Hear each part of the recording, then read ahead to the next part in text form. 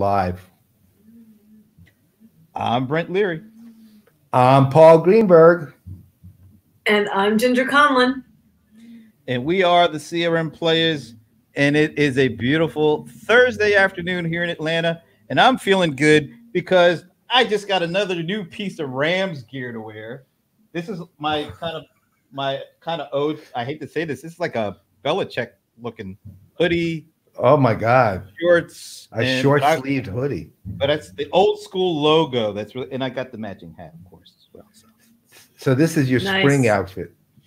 Yeah, and it's spring hasn't even sprung yet, but I'm ready. Yeah, I'll be ready for it.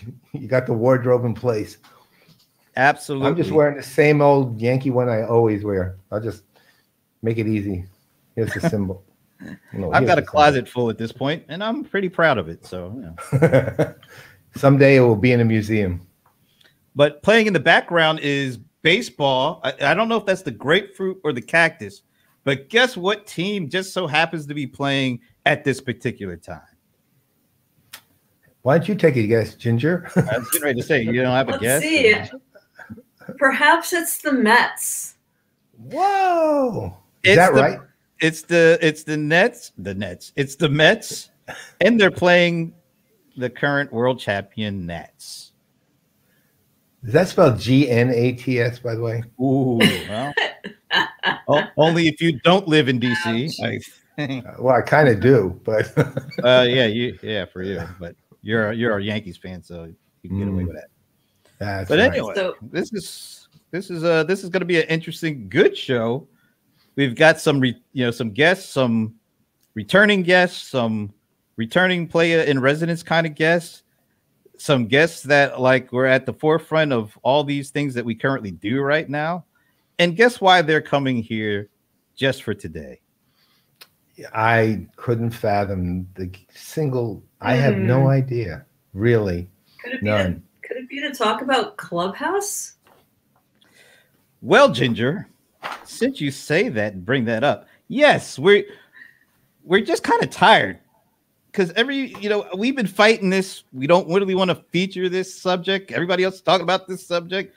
We don't need to talk about this subject. And then somebody amongst the CRM Playaz, I won't say who, wrote a 6,000 word piece on it for their ZDNet blog. They should be fired.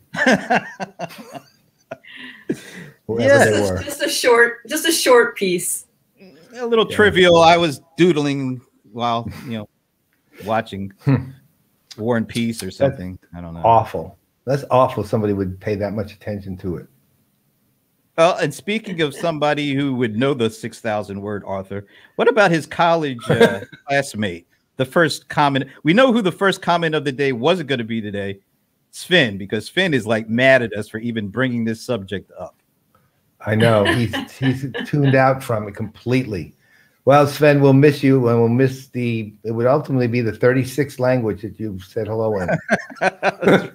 No, he's saying adios to you guys today. Right, that's right. The first language he said goodbye in. Right. Rita Zen, isn't that how you say that? Oh, Vita Zane. Yep, that'll be the next one. I thought it was Alfreda. This girl I used to date. Right, Alfredo Zane. That's the Italian food version. Sorry, Sven. Or it's Alfredo Zen, because when you have Alfredo, you feel very zen. Wow. Cool. I can't even come up with anything stupidly dumb and witty to say after that, but there's no reason to. There's really no reason. I'll just say McHale's Navy and keep it moving. That'll do it. That will definitely do it. So yeah, we're gonna get in because it's something you can't avoid. Everybody's talking about. So we have to figure out, is this something that we can just talk about once and it's done with, or is there more to it than meets the eye? And look who is saying hello. It is the better half of the Gillmor Gang connection. That's Tina. right. And she's actually the one who runs the Gillmor Gang. She's off camera, but she's pulling the strings. That's the way I'd like to. Way to go, Tina. And she's here because I was going to say other half, but he's kind of more like a quarter because she's more like 3/4. But yes, wow, and he's poor guy stuck in the green room, can't even answer that one.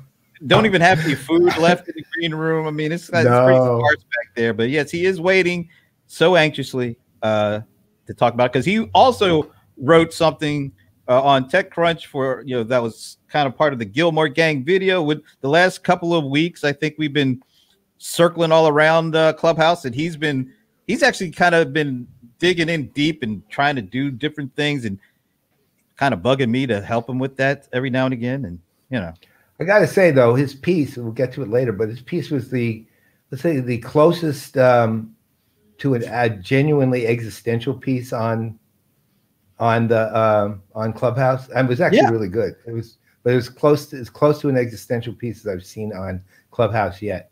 All right, really good.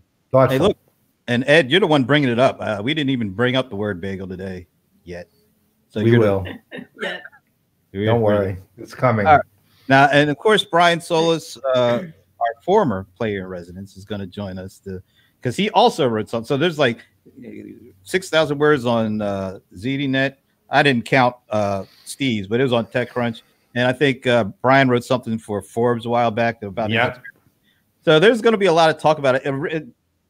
Ginger, did you write anything? Am I missing? Did I miss your article on this? No, I didn't write anything, but I listened to on Clubhouse a session about Clubhouse. So it was very meta. So I did take some notes for today, if I can hold it in the right place for today's conversation. You need a better autofocus. You need a better autofocus, Ginger. I'm going to have you talk to Paul afterwards, because he just bought about $10,000 worth of cameras. And then canceled them like 20 minutes later. I literally canceled them. I'm not kidding. Right before the show, I bought $2,800 worth of cameras and equipment just so I could sit back further, and then I canceled it all. Oh, Tina, you might want to hold off until after this show to make that determination. We might change your mind a little bit. I don't know. We'll see.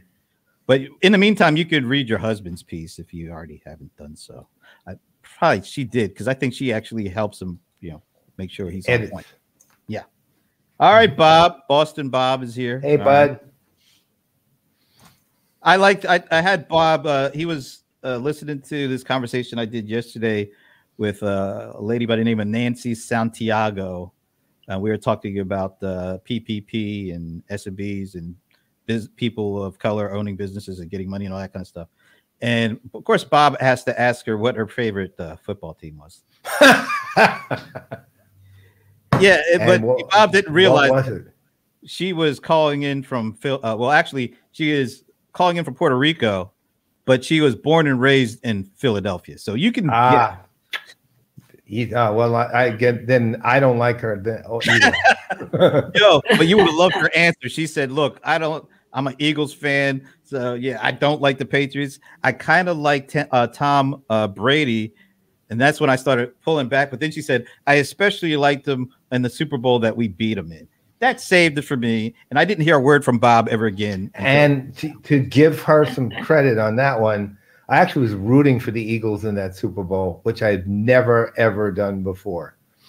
Of course. Why would you do that unless they're playing, somebody you hate more than you hate the Eagles? And you know what? It was actually one of the better Super Bowls of recent years. Just as a game. It ended right. As a game.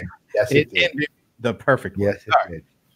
So before we get our folks in, we do have a couple of things kind of want to toss out there. You want to have any second or additional thoughts? We've been a week out from the big second roundtable that we've done. Any additional thoughts after having a week to digest it all? No, just that we need more of them. That's all. I mean, those things are just they've gone really well. I mean, the atmosphere alone of the participants and just the collegiality of the participants, in addition to the fact they seriously seem to actually enjoy themselves, like have a good time, makes it fun to begin with. And the content, of course, is always they're industry veterans with a lot of experience. So we just need, one thing maybe we can talk about at some point is, instead of just one a quarter, is one a quarter for sure. And if we decide we want some other ones, because there's plenty of room for subject matter. Well, guess what? We can actually make those kind of decisions, so We're good. Well, wow. You know, we you don't know, have to like boss. submit paperwork. I don't think so. Not any paperwork, not in triplicate, in zeroplicate. Whatever. Do they use that? What was the name of that paper, which was carbon paper? They have those triplicate carbon paper ones now. Remember that? Yeah, we don't need to go that route. We're good. So yeah, well, I love doing those things, and as long as we're able to get the kind of panelists that we've been getting the first two, we're good, because we literally could just put the broadcast button and then just take ourselves out, and it'll be really good stuff going on. I know. Without us even being involved. So it's, it is what it is. Let's do that next time. Yeah, we're going to try that. It's like, remember when the NBC did that football broadcast with no announcers? Yeah. I like that idea, actually. It wasn't that bad. It really wasn't. I don't know. We'll just announce the panelists, introduce them, say tell them we'll be back in 2.5 hours. We'll see you around. Yeah, we'll try it out maybe. It's a free for all. It's free. There it is. Whatever happens, happens. Well, what happened this morning was Salesforce did one of their analyst events, and I thought it was really good. But the highlight of any Salesforce analyst event, there's one thing I'm always looking for, and it has not failed me over the last several of these things, and it did not fail me today. And you know where I'm going. Yes, I do. One word, and the word is many. There is many. Just to be wait, Brent, you have to be clear on something here. A lot of people don't know the other person, the person in the picture. Yeah, I'm glad you actually put it out, because Minnie is actually the dog. The owner of the dog is Ann from Salesforce. But I love seeing Ann, of course. Who doesn't love to see Ann? But the reason that I really look forward to these Salesforce analyst events is to see that dog, because I swear that damn dog has not moved in like 2 years that we've been doing these. I know. Well, actually, no, I have to say this time, because I couldn't make that event. So this time when you showed me that picture, there was one thing that did stand out. The dog's actually perpendicular to her normal position. Just literally like turned. What? Yeah, usually she's like pointing towards Ann. Exactly. She's flat against the door, right? She's like flat against the door. But I tell you, the form is still straight. Absolutely. Still laid out. It's just a beautiful thing to see. And what I'm guessing is Ann actually went over there and just turned her. She did. And by the way, just to be clear to everybody, Minnie is actually alive. Just so you do know, that is Ann is a real dog. That's why they maybe Ann did that, just so that we were, we know that the dog is alive. Minnie is alive and doing well. But anyway, no, I just I kid, but I thought it was a good event, and actually, ironically, because our guests, they do have day jobs and they are working with this company, Salesforce, but I wanted to just bring up, because last week they announced their earnings, and they always have a nice slide deck. And there's a couple of things that caught my attention, and I know caught your attention. And we're just totally surprising Ginger with this. So, that's kind of and I have a surprise for you guys after we're done talking about surprise, because you love to surprise me, so it's only fair. Oh, okay. All right. Well, you're all right. It is. Oh, you know what? I did have something else I wanted to do before we got into anything kind of heavy. And this will just take a kind of a second. As you can see there's a video queued up. And this video actually came from last week's. It's hard to believe it's already last week. But last week, Code Day, they had a 2-day analyst event. So we'll talk about the highlight. Well, one of the highlights for me. All right. Zoho is actually, I think, set the bar a little higher now for analyst events, virtual analyst events. I agree. And particularly, I love how they use their own tools like Backstage and Meeting to really set the stage for a collaborative experience for analysts. That stuff is good. The presentations were good. It's always good to hear from folks like Sridhar Vimbu and Raju Vigesna and all the other execs over there. Vijay, our buddy, who he's actually will be making an appearance in this little clip. But to me, the thing that really set them apart was they actually had an evening event of festivities. Now, when you go to a face-to-face analyst event, they do this. There's usually some kind of an evening event. But this is the first time there was a virtual evening event for us. And so their virtual evening event included a live performance by the Zoho RMD band, the folks that won for best, what did they win for? Best song? Yeah. Best song video. And no, best song. Best song. Best song for Humma. So they actually did a live performance. So this is the Zoho band doing a live performance just for the analysts. And it was great. It was really great. The thing that was kind of interesting, maybe not as great as the band, was they did have a magician. He actually was, according to what Ray Wang told me, Ray told me that this magician was, he called him a Canadian legend. He's a legend, yeah, in Canada. And look, he did a trick with me, if you remember.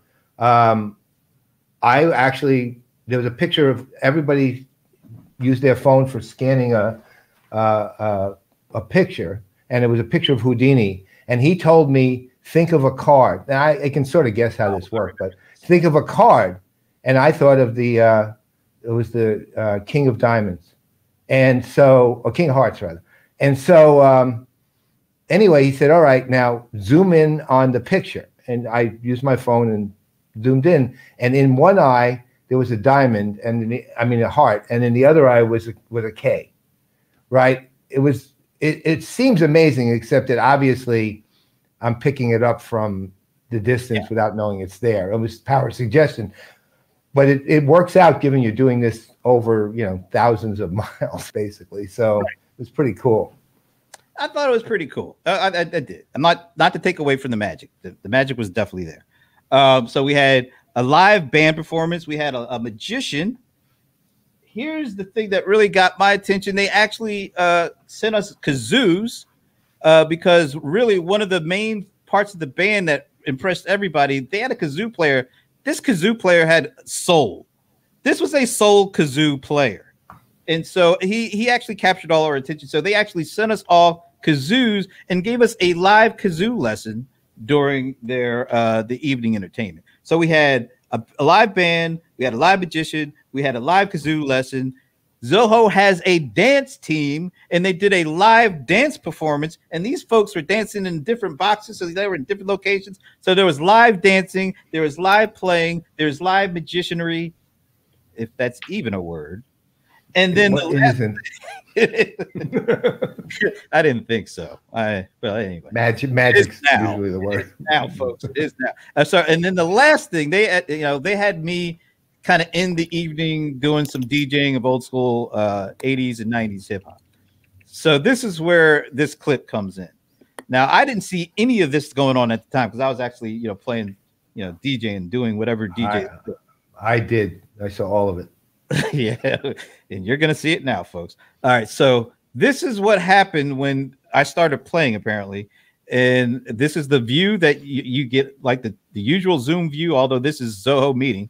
And so each of these analysts are in their own little separate box, and they start hearing the song is Poison by BBD, if I have to put it out there. And so here's what happened when they started listening and hearing That Girl Is Poison.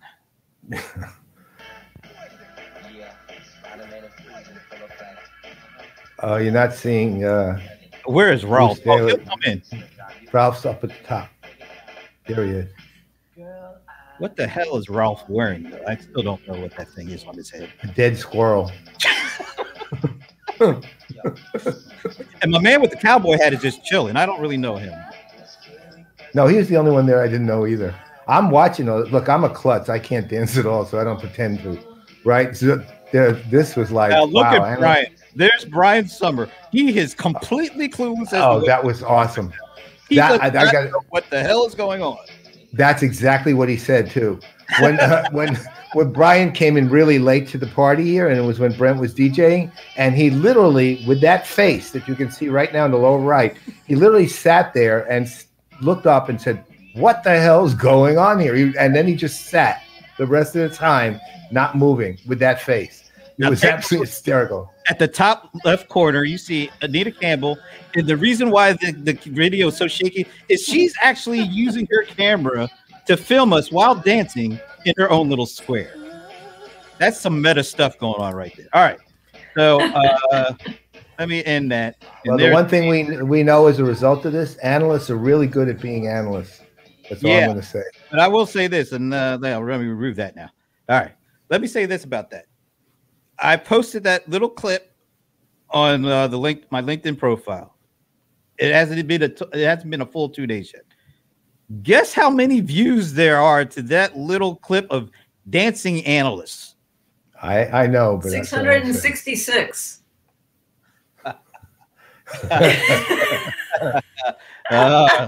Somebody's got jokes over here. No, that clip right now, as of right now, is over 6,000 views on LinkedIn, and it's a 2-minute clip. Remember, total viewing minutes, 1,800 total viewing. That is 30 hours of viewing for that little 2-minute clip of dancing analysts. Who could have done it? It's going down in history, believe me.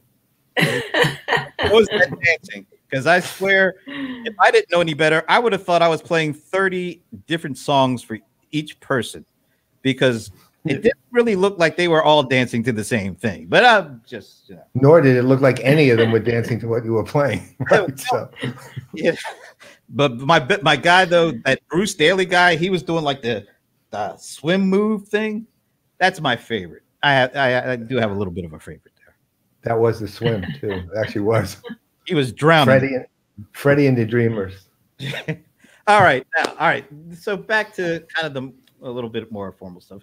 Just a quick look at Salesforce put out their earnings, and it's kind of funny doing this with two Salesforce guys in the green room. I just hope that they'll still want to come out after we go through this. I just don't know if that'll be the case, but we'll see. All right. So the only thing, let me pull this up here. Add to the stream. There we go. So, the only thing I can say, this is the first screen. You know what I want to see on the next one of these earnings slide, cover slide? I already not Bears. Ralph's hat. I want to see Ann's dog Minnie on this, because Minnie has so much flavor that she could pull this off. You know what? I now know where Ralph got his hat.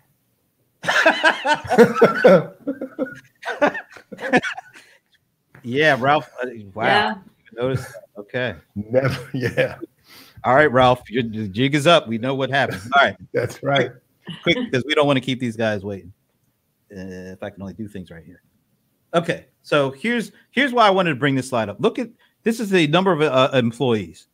Look where we're at in 2005, and look where we're at now. They went from 800 employees to over 56,000 employees. That's less than 800. That little tilde thingy, whatever. Yeah. 799. I don't know. But that's an incredible rise of employees. 800 to 56,000.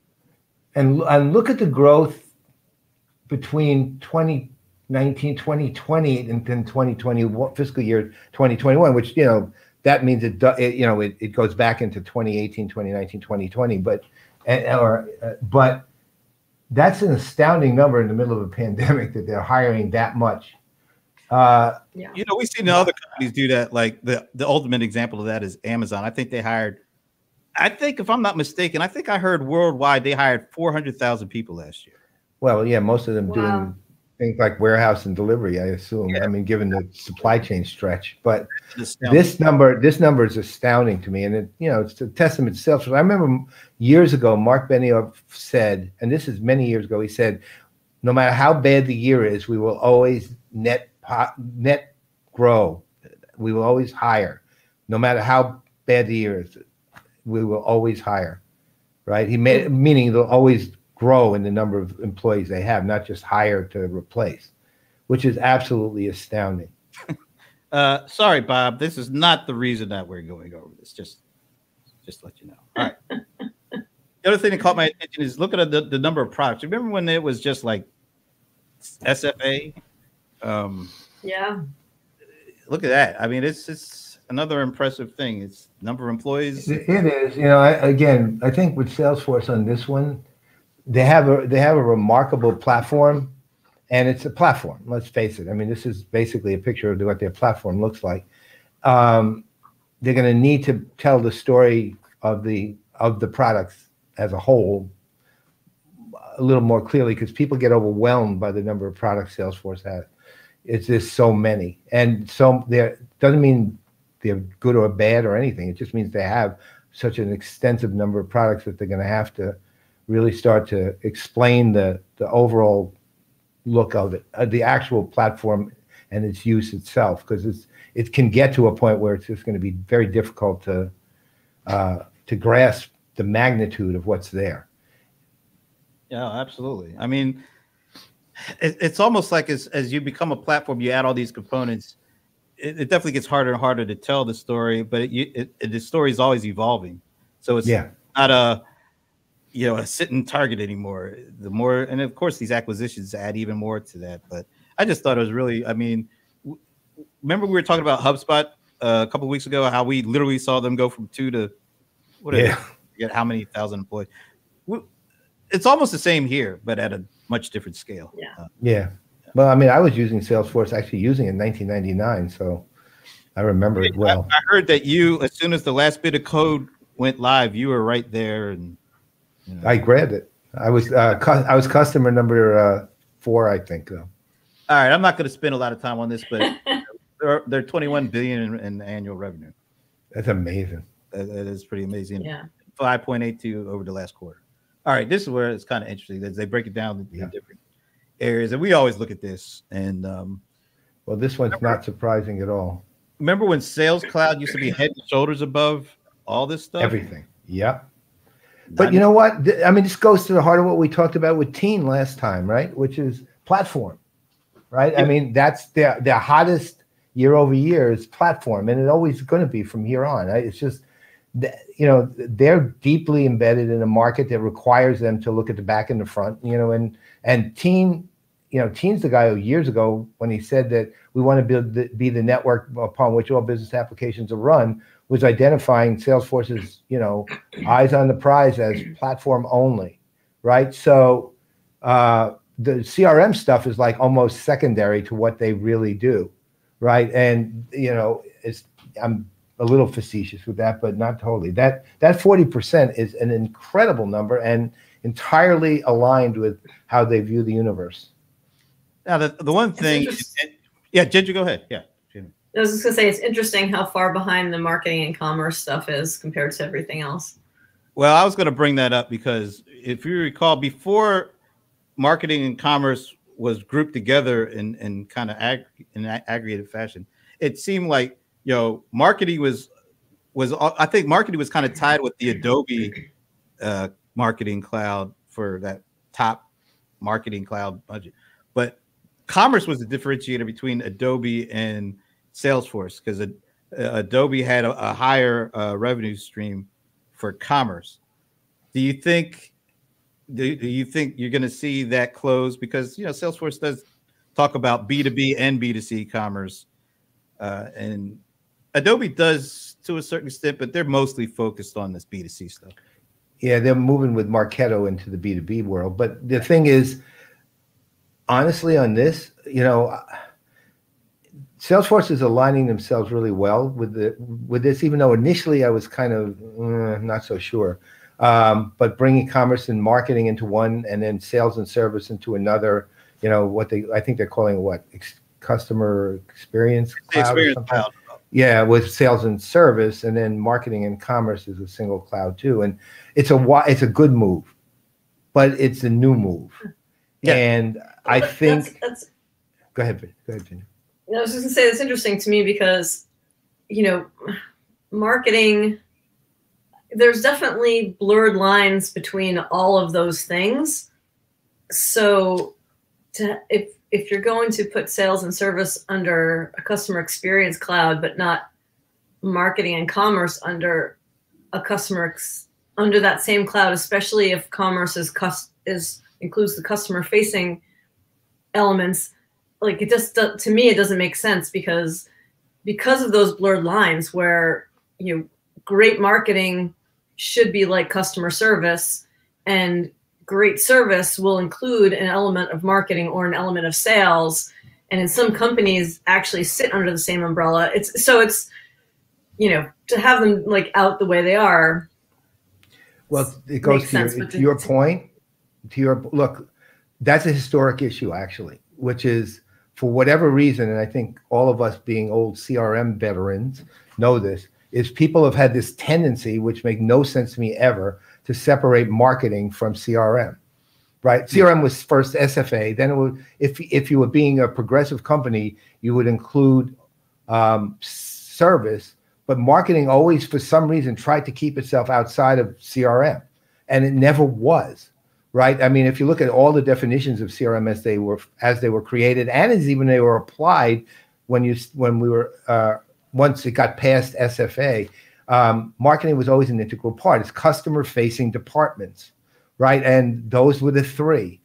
But I think this is a result of that, too, is that they can't, not Salesforce, just the industry, literally can't get it wrap around their heads that marketing is part of the CRM suite, right? And has always been. And, it's a fight that the value here is only in that there's an end-to-end capability in it now that wasn't there prior, right? With the e-commerce side of it. Sales is a little different ballgame. The e-commerce marketing will work if you're going to disaggregate CRM itself, right? And that's actually the problem to me. That's the problem to your point.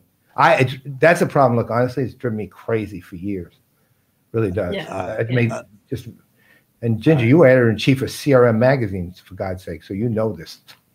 Yeah. Right. So all right, let's keep it moving though, because I just took one slide. By the way, these are all the slides that came out last week from their earnings call. So this last one is the total addressable market here is really incredible, because they got room, and this is for the whole market.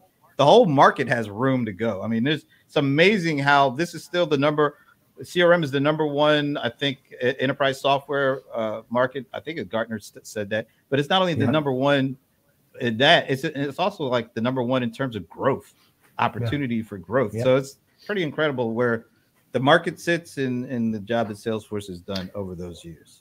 And I will just say one last thing on that. It's just, honestly, the one thing about the CRM market, regardless of how you're defining it, is it's always grown. Even in the worst part of the recession in 2008, 2009, it grew 1.5% to 2%. That was the lowest. And that was the worst ever. Kind of market there was. Ever. And that was their worst. That was their worst decline ever, was a 2% growth rate. And it's always, the market's always been like that. The curve's always been up.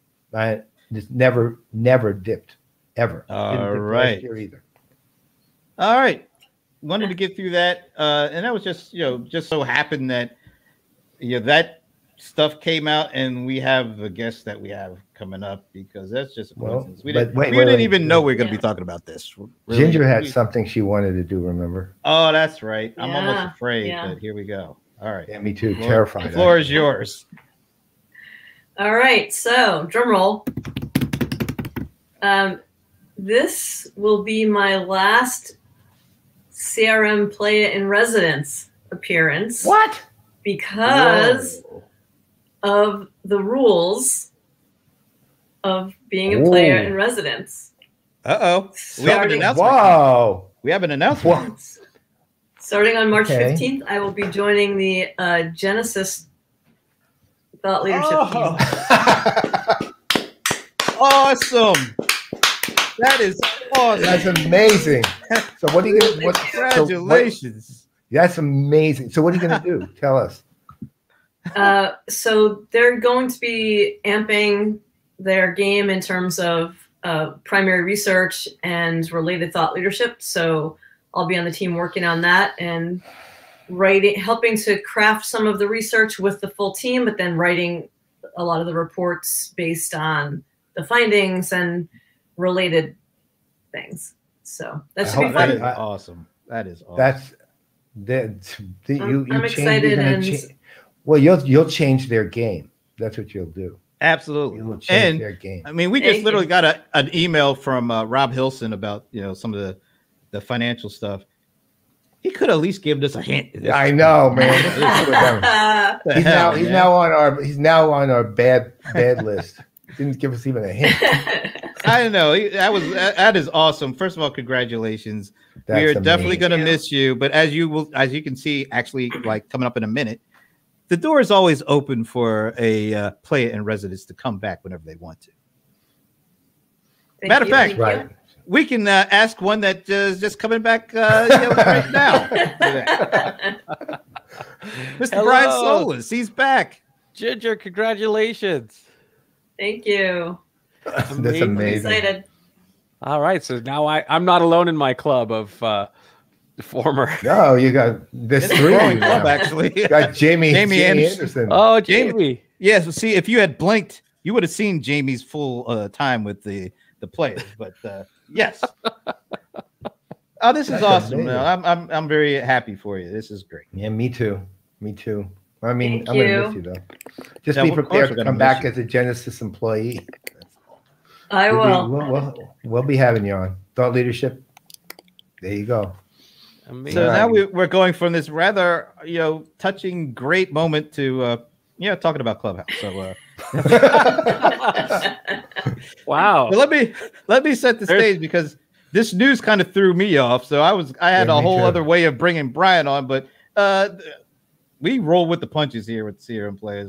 So let me just say that we're talking about, we're getting out full blown. The last segment of this show is going to be talking about Clubhouse. I wanted to set the stage though with some of the stuff I found from you guys writing, and so let me just throw up something that came from the writing styles of Brian Solis earlier this year on his Forbes column. Let me just kind of remove the CRM Playaz thing because so unlike other social networks, I found myself sharing less and listening more, joining room after room across a variety of topics. I also actively participated in rooms dedicated to meta conversations about Clubhouse itself, ways to grow while keeping conversations and engagement intimate. That was taken from Brian's column or article on Forbes. I think that was kind of towards the end of January. So I wanted to use that. And then I also, to bring in our next guest, this is like a full house thing here. First of all, let me remove. How do I remove this? Oh, there we go. I'm gonna move that and bring on the one and only Steve Gillmor. Mr. Gillmor. Hello. The man that's seen it all, folks. I mean, literally. Hey, Steve, we need you to quit Salesforce for about a week. We'll make you a play in residence, and then you come back. That'll just finish the team here. Well, I'd be honored, but I think too many historic people that would precede me, so decline the offer. Oh my God. What? Well, that's the worst diplomacy I've ever heard. All right, but it's okay. You don't have to join us. No, it's not that. I'm kind of crushed now. Intimidated by this raft of geniuses that are moving into the industry. It's exciting, I think, for you. What we do here. Okay, moving right along. That's enough of that. We all graduated. We're our name to Career Builders through careerbuilders.com. Yeah, graduated from Playaz University. All right, getting back to the conversation of Clubhouse. Steve just wrote something that went up on his TechCrunch posting for the Gillmor Gang latest thing. Social computing is in the doghouse in the wake of January 6th, and the former president. But the folks behind Clubhouse have gotten a few key things right. All right. Now I would have done one of these quote boxes for Paul, but the quote would have been like 1,000 words, folks, and it just wasn't enough there. So I've got a whole quote box for Paul right now. Oh, there's the quote box, folks. It's the That's, first. By the way, one sentence. That's one sentence. All right, so we're having fun setting the stage, but everybody's talking about Clubhouse. Each of you have written pretty extensively. He's still scrolling, folks. I know that's freaking me out, actually. So everybody is kind of. I mean, I know Steve has been digging in. I know Brian, you've been really digging in for a while now. So everybody's talking about it. Everybody has an opinion. Even people who haven't been on it have an opinion. Sven, I'm talking to you. I know you're not listening, but you're talking to you. So tell me, what do you think of the long-term implications of Clubhouse are? It could be as a standalone, it could be as acquisition, it could be just as a technology, it could be as other companies taking their shine eventually. But what are the long-term implications you feel at this particular moment for Clubhouse? I'm going to go with Brian first. Well, I was going to be serious, but then a joke popped in my head that I could be the next MLM, entrepreneur or millionaire, and I I'll tell you that it's one of those things where your experience is absolutely dependent on who you follow in the app, and you could have a great experience, you could have a horrible experience. But I will say this is that it's an early stage of its growth.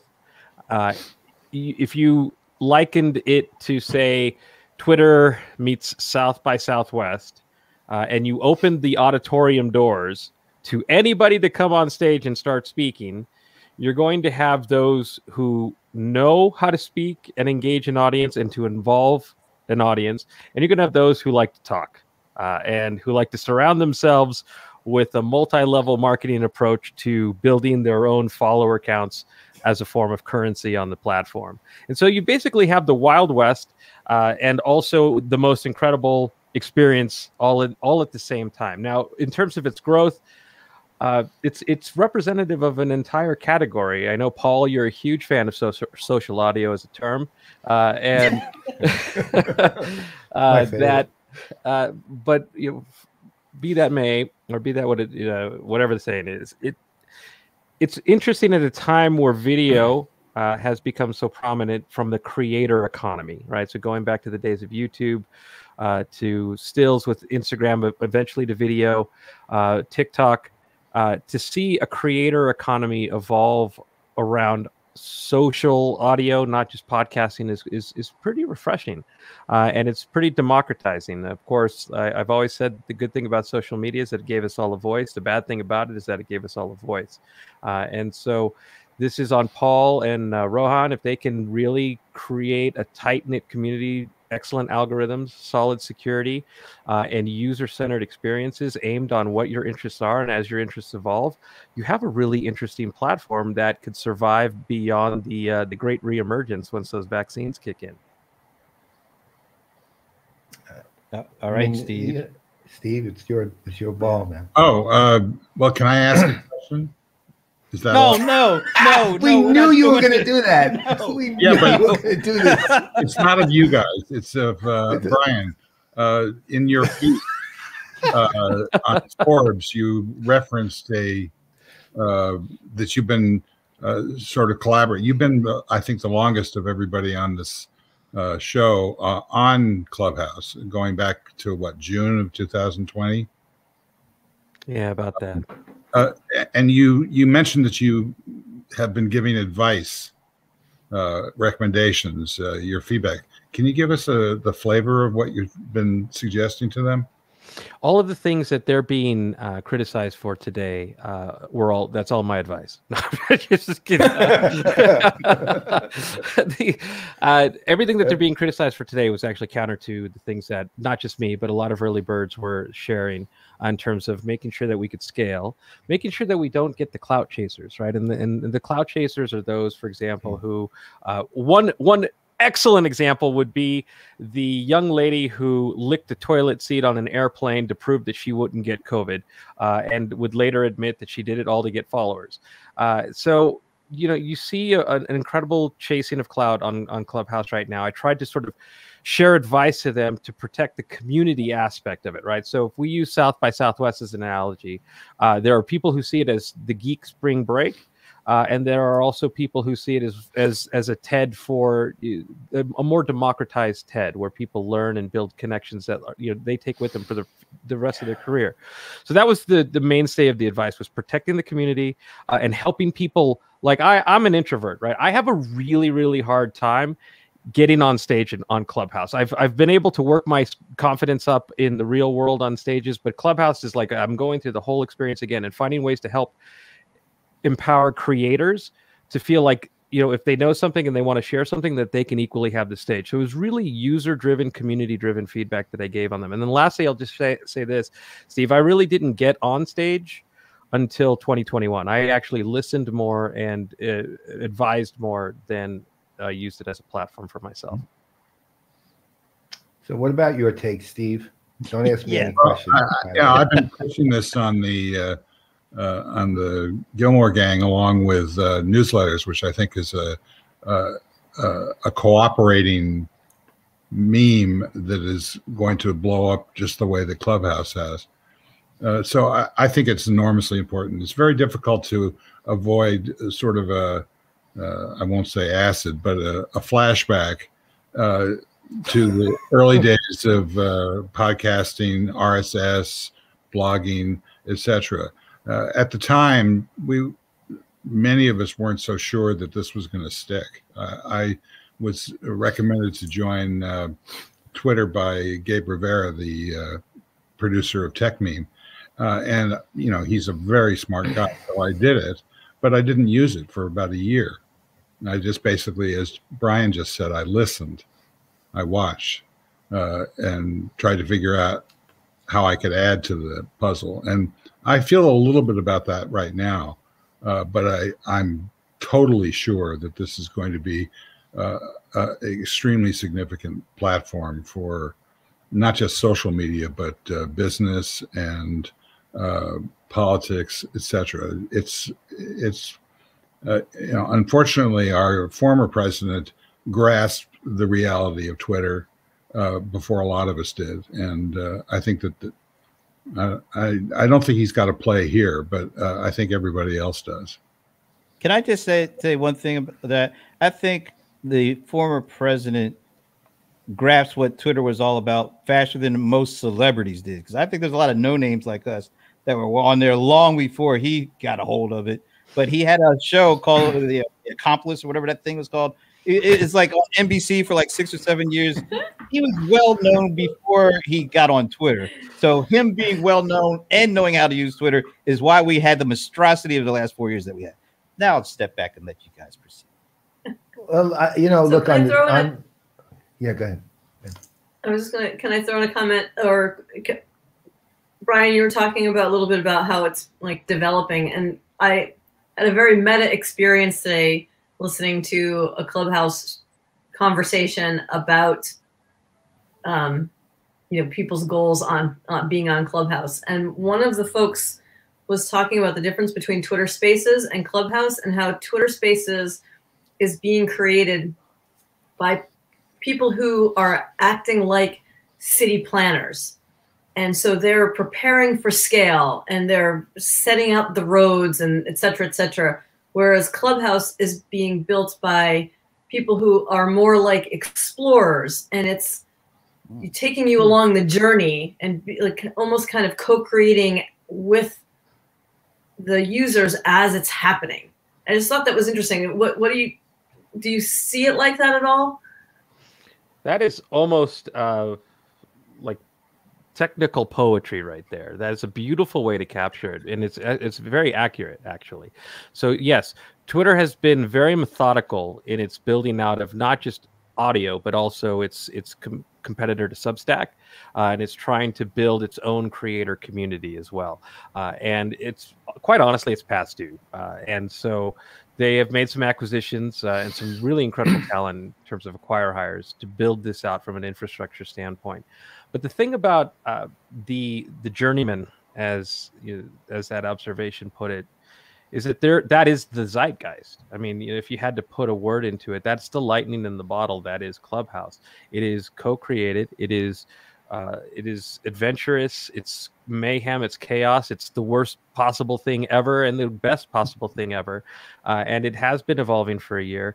That exclusivity, and when we say exclusivity, I don't mean just invites. I mean iOS, early adopters, getting in there and building out this clique and building out a community and building a network. I will tell you that the earliest of adopters that I'm still connected with today and still continue to speak with or listen to on the platform have gone out of their way to keep the spirit of Clubhouse in its purest sense, and they really are trying not to just build and journey together, but actually to help and learn from one another. I mean, I don't want it to sound like, Pollyanna, but it is actually a really wonderful.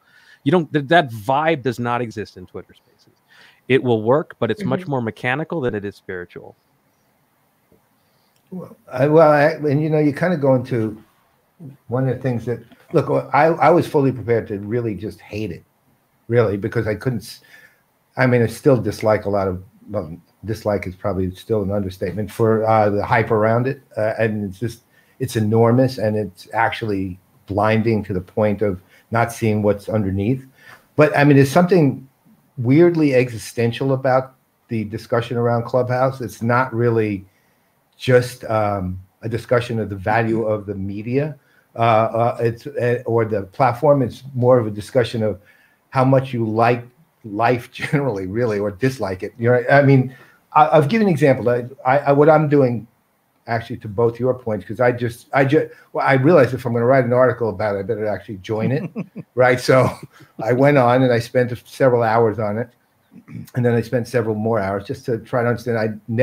I would just jump into conversations, listen, and leave, right? And then I turned on notifications heavily so I could see all the different conversations going on. I made a point of making sure friends of mine got invites from me so that they could go on, and and so on and so forth. And right, for example, right before the show, I jumped on to a discussion that was on how to engage celebrities on Clubhouse. I'm not kidding. And the first words I hear from somebody on this is, well, we're up here talking, meaning leading the conversation. So that makes us celebrities, doesn't it? I mean, that was literally the first thing I heard. The only thing I heard, because I left immediately when I heard it. Right. I said, wow, this is literally the last conversation I want to listen to. So, I mean, where the thing becomes difficult is to really strip out all the reactive kind of emotional, give me a break kind of emotional stuff that is when you hear people whose entire life is being built around how many followers they have, right? And how many likes they get on Twitter or whatever, but or on LinkedIn. But that universe is just, I guess, look, I'm old, right? I'm an old guy, right? So it's just alien to how any human should actually be concerned with their life. I can tell them that they're not going to listen. But Brent and I were commenting on this guy who literally said he actually puts out on LinkedIn the fact that he has a thank you for 1 million followers on Clubhouse, and then that crappy humble brag. I don't know why anybody would follow me, but I don't even know how I got one. To the 1 million followers, and of course, he didn't just post it on LinkedIn. I saw it on Twitter. I saw it on Facebook. I think I know who you're talking about, actually. Right, right. And he's a real estate guy, so he's going to sell them real estate. I mean, so that's where the problem comes in. To everyone's point, it's a frontier, and there's no doubt about it. And it's interesting. I was looking at. Look, there's no way I'm going to ever use TikTok to dance because I can't dance. Right, I'm terrible. Right, but I will tell you, I've been watching TikTok a little closer now, and as it's maturing a bit, I'm starting to see some interesting things. So, for example, I'm seeing the live streamers who are more the younger live streamers, the older millennial younger live streamers who are into esports and e-gaming and things like that, are now going on TikTok and doing things like, based on their YouTube channel on how to do streaming, let's say, doing a tip for that short period of time. And they're going on once or twice a day, doing their 15, 20, whatever seconds video, and with a tip, and then building their audiences between YouTube and TikTok. And it's working. And it's actually pretty effective. And the tips are valuable. I got to call something out. Hold that thought. I got to call somebody out on here. We remember we started the show talking about how Sven wasn't into, he didn't want to have anything to do with this discussion. And if you notice, there's somebody in LinkedIn user now, but usually Sven's name shows up when he comments on something. I just saw these LinkedIn user comments coming. I'm like, that sounds kind of, and then I went to the LinkedIn, and guess who LinkedIn user is right now? Sven. Oh my God. Finn is trying to go undercover commenting for the Clubhouse show he didn't want to be a part of. That is hilarious, Finn. We caught you. Just Wow. That's amazing. But look, ultimately, just to close it out, until the celebrities, these scammers who are out there, and there's an astounding number of them. If you read the post, I found 1,950 people selling Clubhouse invites on eBay. One guy was starting it at $3,500. Right? I mean, just the fact that you would have the gall to do it. I'd like to figure out who that guy is. I wonder if anybody actually paid for that. No.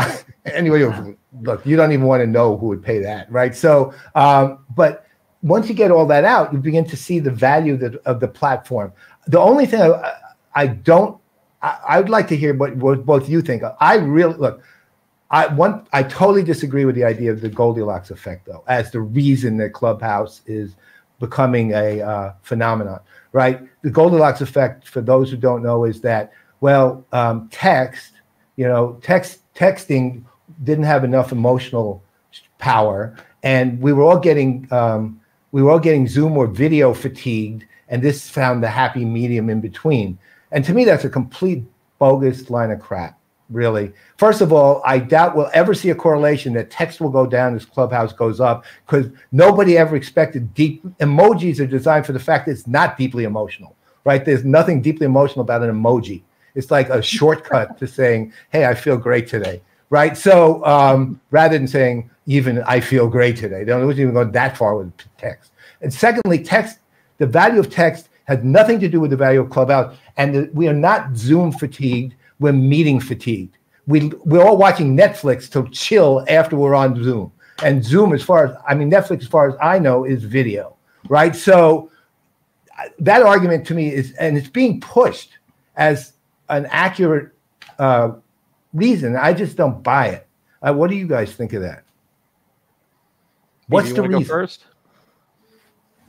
Absolutely. Would you care to expound on that a little bit? Let me ask you a question, Steve. I think that if you just scratch the surface of Clubhouse, you start to see the outlines of things that are going to become really omnipresent for us. For example, Paul, you mentioned notifications. You opened up notifications wide. The use of notifications on Clubhouse is its secret weapon. It creates and nurtures the social graph that they're building in such a way that without really realizing it, you become addicted to what's going on there, to finding out what's going on there. It becomes the primary input mechanism for you as you go through the day. The thing that people complain about that you can't record and that there's no video, those things are assets of this platform. If you record, then you've got just one more thing that you're pausing and queuing up for the end of the day when you don't have time to watch or do anything because you're exhausted, as Paul, you point out. So the notifications basically say, if you're going to do it now. And as a result, it becomes a part not just of your entertainment stream, but also your work life and every other thing about this pandemic-based reality. And then the one thing I would say, and it's not an original thought, but those who think that we're going to exit this phase, I think are mistaken. The hybrid digitalization of our daily lives is going to continue and become strengthened by platforms such as Clubhouse. I noticed you nodding, Ginger. There he goes. He's going into Gillmor Gang mode once again. You can tune in tomorrow. So I run and walk for fitness and for, pleasure. And normally I like music. I tried a podcast. That was something I wanted to learn about. And I couldn't take notes, so that was frustrating. But I listened to podcasts today for like an hour plus. I mean, not podcasts, to Clubhouse conversations today, and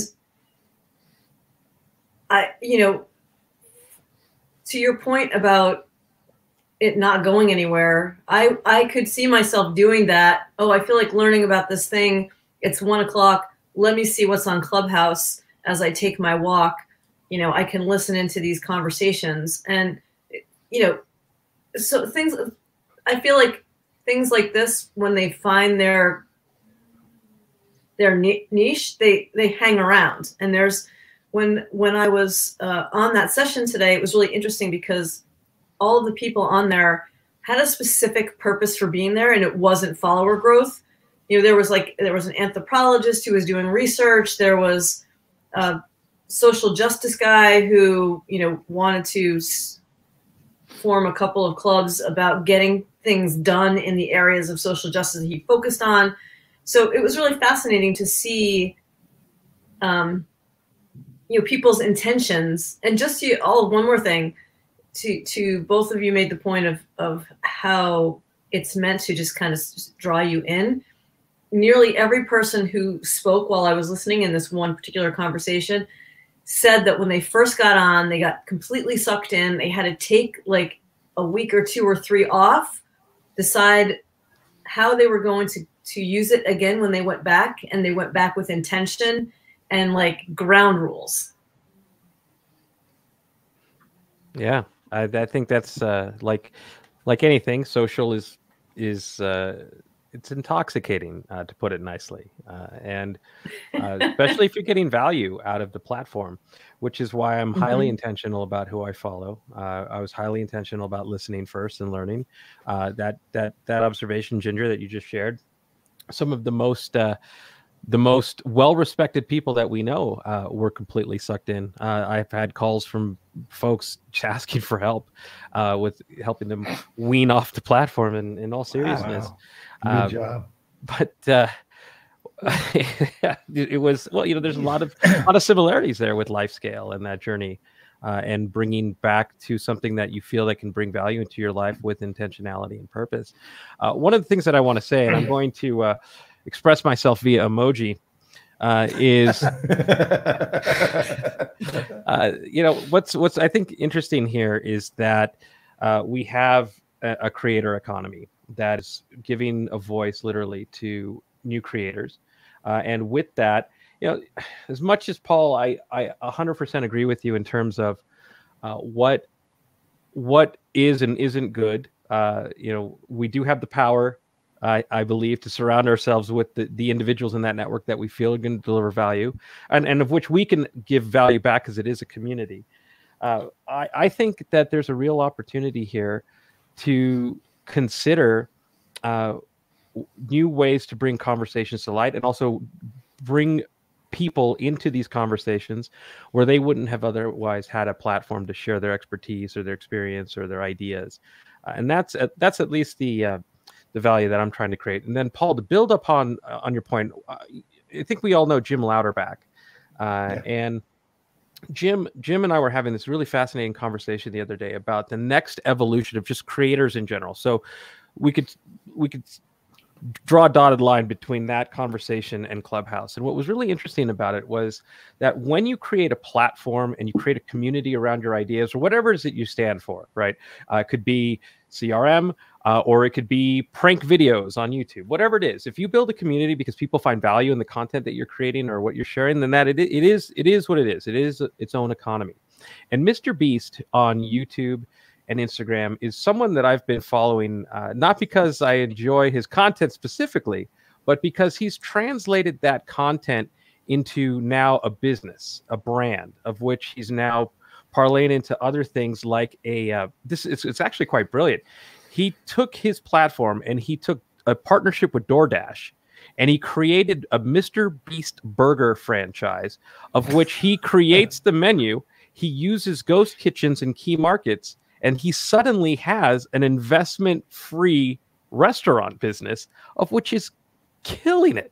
It is absolutely doing so well.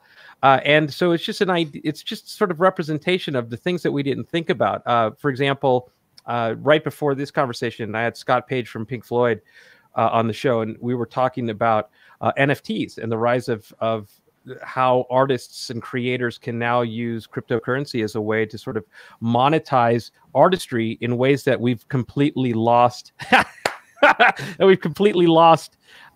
The ability, for example, to sell records, or right now to sell tickets. And so the Kings of Leon are going to be the first band to introduce an album as an NFT. So it's just really interesting that Clubhouse is essentially creating these types of serendipitous events.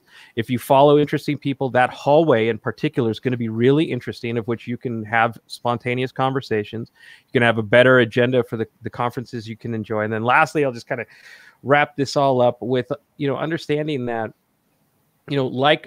like Twitter with its interest graph, I think Clubhouse with its interest graph, where you get a deeper form of engagement and communication. If you could leave more inspired or informed than when you came onto the platform, hours earlier, then I just don't see that value dissipating just because the world opens up again. Anybody want to take a stab at that question? Just want to get Tina's question answered, because she is the boss. So she is the boss. What do you feel about no recording feature on Clubhouse? Well, it's not actually literally no recording. It's recording that is eventually wiped out. But it's actually it's one of the things Clubhouse did right, actually, because in the very beginning, one of the things I was very impressed with from the founders was they put down safety, privacy, community, and there's one other one I can't remember, and security standards from the beginning, right? From the get-go, meaning there was a framework for protecting the community from, egregious monsters, basically. And part of the security standard was that the audio recording occurs, and then once in the event that a complaint is lodged, so they could review it, and then at the end of the review, if there's a review, or at a certain point, they wipe it. So the recordings are actually there. It's not, do I think it's valuable that it isn't recorded? I think people are happy with the idea now because to Steve's point, which is and notifications, which I absolutely agree on, which is once you get that notification and you know that this is the only way I'm going to get to hear this, then you go to it. You are going to go to it if it's important enough to you, and that's actually very important. Do I think in the long run that's going to stay? No, I don't. And I don't think, create a slightly different metric. Because look, ultimately, because this is a brand new platform, really, there's two things that really are still in question. One is specifically, how are you going to balance between the freedom that people have in this gigantic, multi-roomed unconference that's going on, and curated standards, right? Because they're going to be there. They're going to have to be there at some point, because without it, it'll stay frontier, right? Everybody's opinion is, we can all say everyone's opinion is equal. Well, we have laws that keep a lot of people like predators out of things for a reason, right? So I'm not saying it goes to that point, although I guess there's been some of that. But ultimately, it's weird because you do want to see the freedom for people to be creators sustained. But at the same time, you don't want it to see abused, right? And you have to figure out how to handle that. That's one question. The second question, and on the broader standpoint, and this is more of the Clubhouse question as opposed to the social audio, is Clubhouse going to be the market maker, right? There's no guarantee they're going to be the ones. Remember Microsoft's strategy in the old days? Netscape, they watch what Netscape does wrong, and then they fix it, and then they become the leader. They did that with, WordPerfect. What WordPerfect did wrong, they fixed it, it became Word, right? And Microsoft becomes the leader.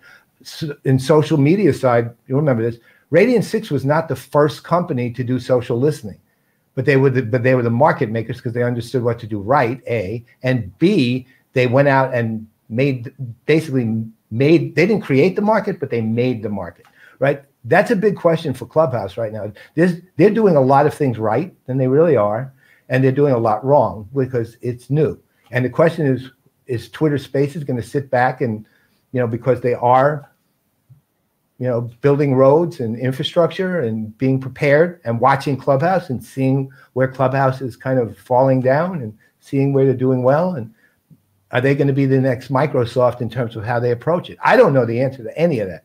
Those are just questions that, to me, continue to linger, and will linger for a while yet. Steve is leaning forward. I know he has something to say. I'm just going to quickly make a point, which I think actually parallels Clubhouse a little bit more, which is you could apply that Microsoft strategy to the iPod, and Clubhouse is the iPod.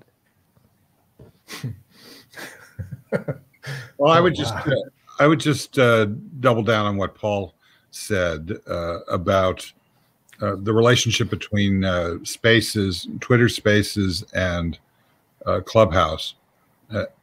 I'll use the New York Yankees analogy. Maybe that'll help. Of course it will, if it's positive. In the 60s, there was a team called the Kansas City Athletics, which essentially was a AAA club masquerading as a major league organization. Yankees Farm Club. That's right, Farm Club. Right now, I think Twitter Spaces is functioning as Clubhouse's Kansas City A's. What they are doing is they're going to force in recording, to your earlier point. They're going to essentially make this about the content. The attractor for the system is going to have to be the content, which is going to, I think, accelerate the creator economy that you and Brian are talking about. So I think that this is going to happen much quicker because markets really materialize once you've got two legitimate players. And I think that's already happening. When I woke up this morning, Tina was telling me about that she was listening to a Twitter Spaces thing. And whoa, the basic content for me was irrelevant, but the speed with which they are fast following and the way that they're going to tip Clubhouse's strategies more toward a median norm is we're going to see this happen very, very quickly as these it's essentially one platform now with two drivers. Yeah, let me ask go ahead. I was going to pop up a question that Alan had, and the answer to that apparently is no. Alan. No, not today. But everybody says that Clubhouse should be teaching StreamYard and Restream that's a feature that would greatly benefit this platform, right? It's the video equivalent of Clubhouse, at least the closest you can get instantly. And I'm surprised it hasn't happened yet. What I don't understand what you're saying. Add video, is that what you're saying? Well, so for example, Brent could go to Alan and bring him on stage, and he can join us instantly. Right. We've done that before, yeah, from the chat without having to go through the formal process of inviting him as a participant. Yeah, you can pull him up on. I call that the Courtney Cox effect. That's definitely going to be coming next. Why wouldn't that be coming next? Why wouldn't somebody who already has that ability be able to integrate what Clubhouse is doing into that and take it to the next level? It seems to me like I'm not even going to say I know a lot about Clubhouse. I've been a member, but I haven't really done much. But it seems like there's a thin line between intoxicating and toxic, and that goes for beyond Clubhouse. That goes for any of these things at this point. And if you don't solve that, being the point of being able to stay on the right side of that line, I don't care what kind of technology you have. Eventually, you might be going, wild and crazy, great growth and great stuff. But if you don't charm or tame that whole thing about, I want to be the star of Clubhouse. I want to be the Clubhouse person for, let's say, I want to be known as a CX expert and outside of Clubhouse, nobody's ever heard of me talk about CX. But if I can get into Clubhouse first and I can talk about CX and I can kind of establish myself, what good is that? And I think that's what kind of poisons this whole. That's probably what drove certain kinds of people away from me, because I think Brian, you mentioned it earlier. It's the scam artists that come in and they kind of overtake the people that are using it the right way, and you get over or inundated with the scams, and the good stuff gets covered up, and it's kind of gets harder and harder to get to the good stuff, which keeps the right kind of people out. Yeah. What? Sorry, Ginger, please go ahead. Oh, thanks. So, no, you go ahead, because my brain just froze. I was saying that because my brain just froze. Oh, that's what I was going to say. So one of the folks on the group that I was listening to said that he thought because there's already so much social in the other social platforms, in terms of the amassing followers and TikTok, like entertainment and blah, blah, blah, that Clubhouse would be more intentional, and it would be more about people getting together to talk and learn and further their goals and think, more serious. And so he was surprised at how much of all the rest of it there was, which it doesn't really surprise me at all. But you want to know something funny I've noticed about Clubhouse, which is a lot of the people who are speaking literally have no bios. None, which means they're just self-professed experts. You don't even know what they do, right? They just literally are there, right? I was looking deliberately. I haven't even put up my bio yet, but I haven't spoken yet either. But then I said, well, I wonder about that. So I started surveying speakers, and I was clicking on them and looking in, and I'm not in. There were two different types of discussion. Where there was discussion going on, let's say a serious topic, a smaller number of speakers, typically the bios, 2/3 to 3/4, maybe a little more, the bios were there. When they were the larger groups and they were pretending to be thought leaders, in fact, it was just, vomiting their opinion. Liars? It was pretty much no bio, no bio, no bio, no bio, no bio. I found one group of 18 speakers. I'm not kidding. And not a single one had a bio. Right? Which you have to start wondering about those kind of things, because that only way you could possibly know anything about their expertise is because they say so. Yeah, they don't even have a credential you can look at and attach. Right. Well, that's the thing. I mean, look, it doesn't mean they're stupid. It doesn't mean they don't know something about the subject. It simply means you have no way to make a judgment other than hope they're going to say something that's intelligent. Right. And again, it's a frontier, and you have to accept that. And we have and the other, I guess the only other thing with Clubhouse that can I don't even, again, one of the things I've been really thinking through, how do you this is a disadvantage. It's actually an advantage that Twitter Spaces does have, which is Clubhouse isn't integrated with anything yet. Right, it's just pretty much, as I think I called it, the hot club in 100 miles into the desert in Vegas with nothing around it, right? And that's pretty much it. Well, that's it though. There's nothing around it, right? It's just Clubhouse, like Black Rock City. Well, yeah.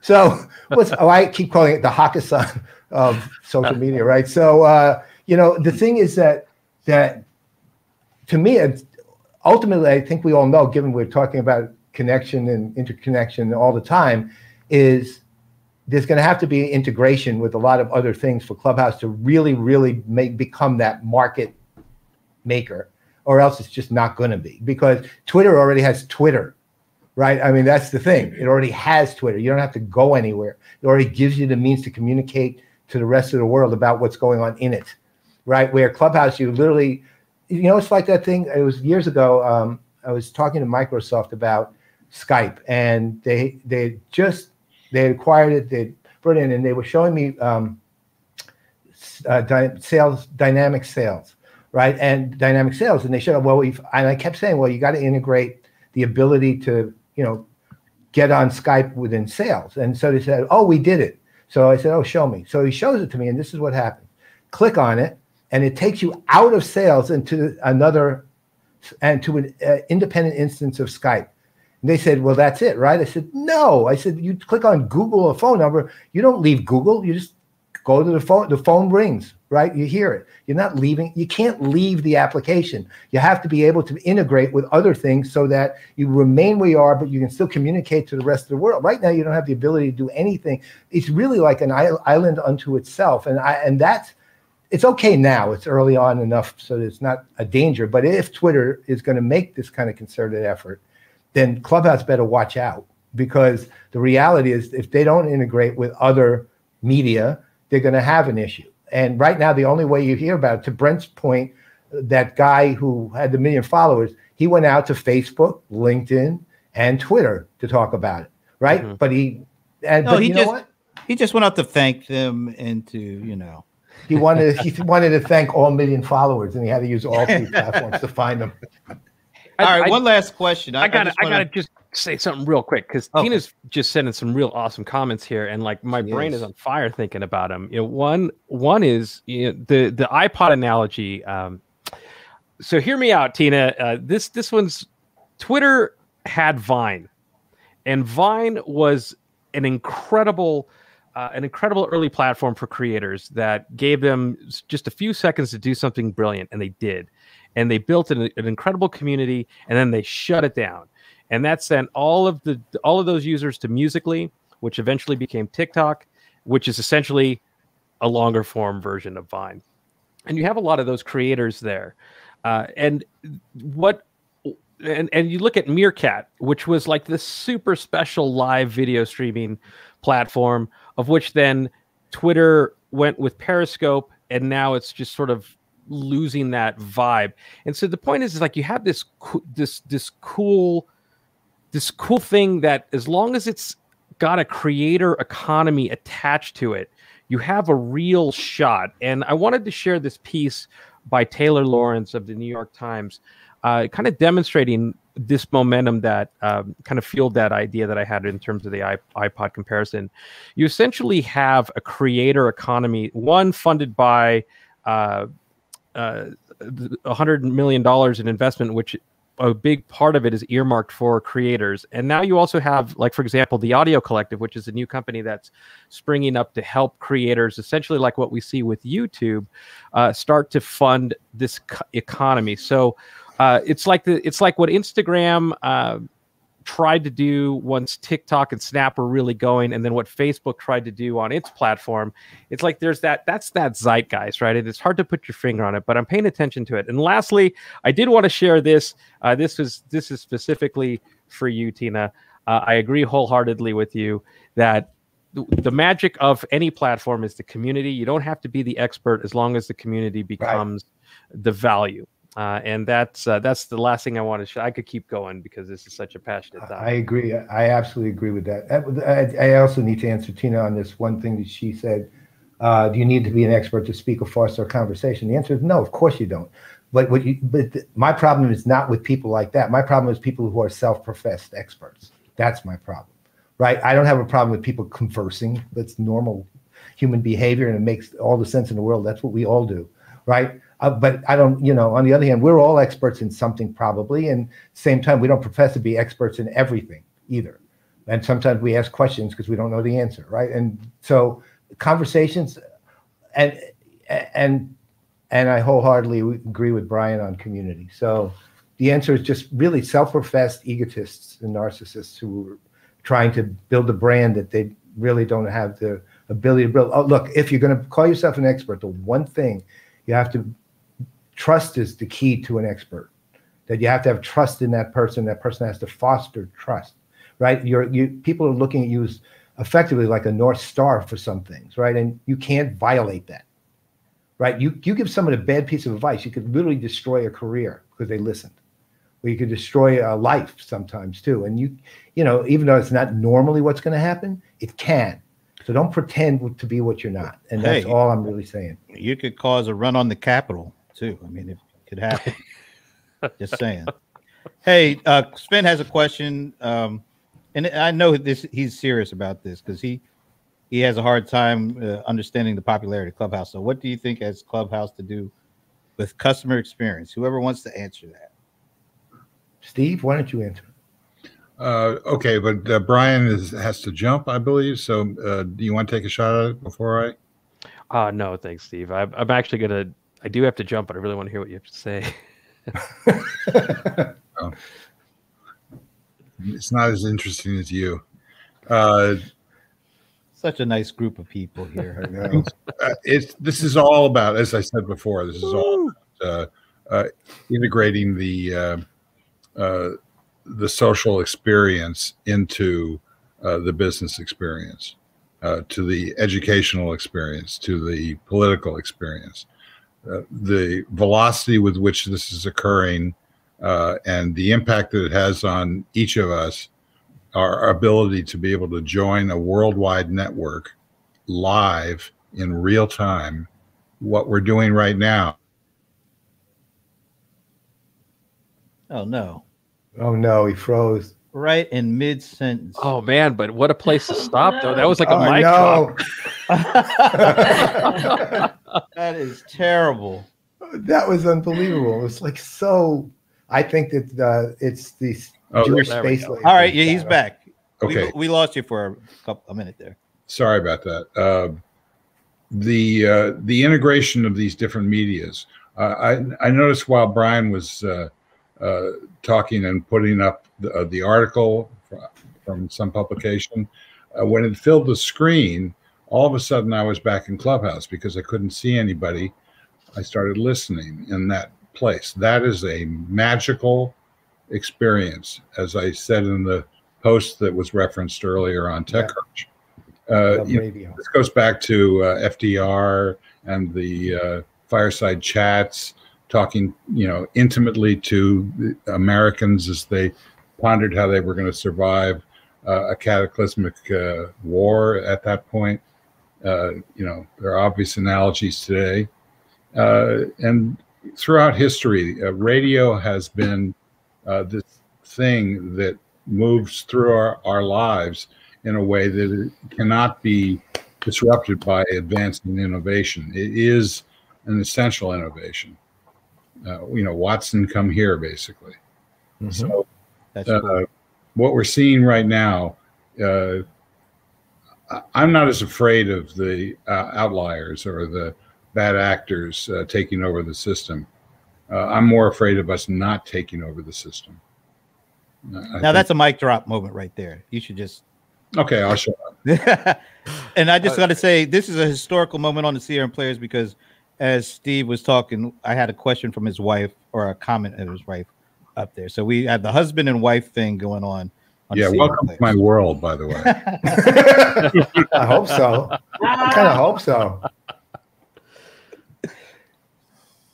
So, all right. Brian, did you want to get something in there before you leave, or no? I think that is a perfect note of which to leave on. It's well said, Steve. Thank you.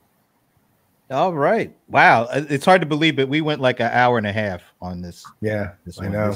It was a good one, though. It is a very good one, and thank Brian. He's already on to his next whatever. Maybe he's going to Clubhouse right now. Don't know. I hope you don't mind. I love saying thanks to the venerable Steve Gillmor. You know. Is there anything you want to plug that might be coming up, like tomorrow? Yeah, I mean, hopefully we'll not be talking about this because every time I bring it up on the Gillmor Gang, Brent shuts me down. So. Now I understand why, of course.